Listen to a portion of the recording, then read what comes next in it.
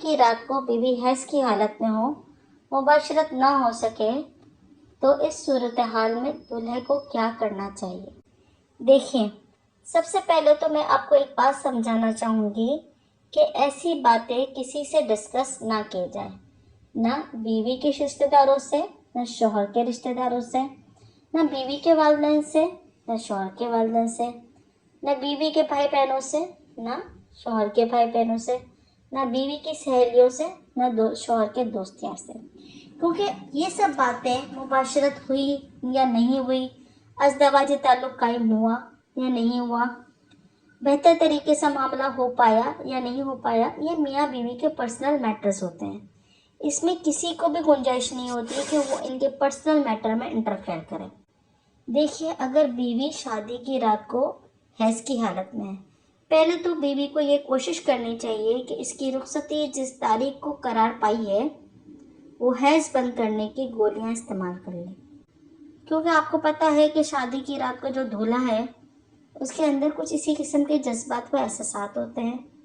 اور لڑکی بھی یہی چاہتی ہے کہ اس کے ساتھ مباشرت والا معاملہ ہو، تو اس کا چاہیے کہ وہ خیال رکھے یا تو حیض کے دنوں میں اس کی رخصتی کی تاریخ طے نہ پائی جائے، اگر طے پا گئی ہے تو کسی مؤلف سے مشورہ کر کے اسے میڈیسن لکھوا کے ٹیبلٹ جو ہے وہ لے لینے چاہیے۔ بالفرض اگر ایسا معاملہ بھی نہیں ہو پایا اور وہ حیض کی حالت میں ہے تو سوائے مباشرت کے، سوائے جماع کے، باقی تمام چیزیں ہو سکتی ہیں۔ مباشرت کے لیے انتظار کرنا چاہیے۔ اب ضروری نہیں کہ مباشرت کی جائے یا بیوی آپ سے جو ہے وہ بھاگ جائے گی، کیونکہ آپ نے اس کے ساتھ زندگی گزارنی ہے۔ اس رات کو کھیل کود کر سکتے ہیں، پیار محبت کر سکتے ہیں، دل کی باتیں کر سکتے ہیں، جمع بھی ہو جائے گا 2 دن 3 دن 4 دن کے وقفے کے بعد جمع بھی ہو جائے گا۔ ایسی کوئی بات نہیں کہ جمع جو ہے وہ شادی کی رات کو کرنا ہی ضروری ہو گیا ہے۔ بعض لڑکیاں حیض میں نہیں ہوتی تب بھی اکثر اوقات جو ہے وہ جمع کرنے کے لیے تیار نہیں ہوتی،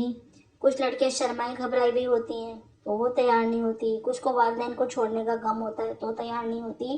تو ضروری نہیں ہے کہ اگر عورت حیض کی حالت میں ہے تو ہی جمع نہیں ہو پائے گا، باقی دیگر معاملات بھی ہوتے ہیں۔ تو اگر عورت حیض کی حالت میں ہے تو شوہر کو چاہیے کہ اس کی دلجوئی کرے اور اس کے فارغ ہونے کا، اس کے مخصوص ایام کے پورے ہونے کے بعد، غسل کر لینے کے بعد جمع کا اہتمام کرے۔ جس طرح سہاگ رات منائی جاتی ہے اسی طرح وہ اس آنے والی رات کو سیلیبریٹ کر سکتے ہیں۔ دیکھیں، اگر میاں بیوی میں حسن اخلاق ہے، پیار محبت ہے، ایک دوسرے کا خیال ہے، تو پھر ہر رات ہی میاں بیوی اپنی سہاگ رات منا سکتے ہیں۔ ضروری نہیں کہ شادی کی رات ہی بس سہاگ رات ہے۔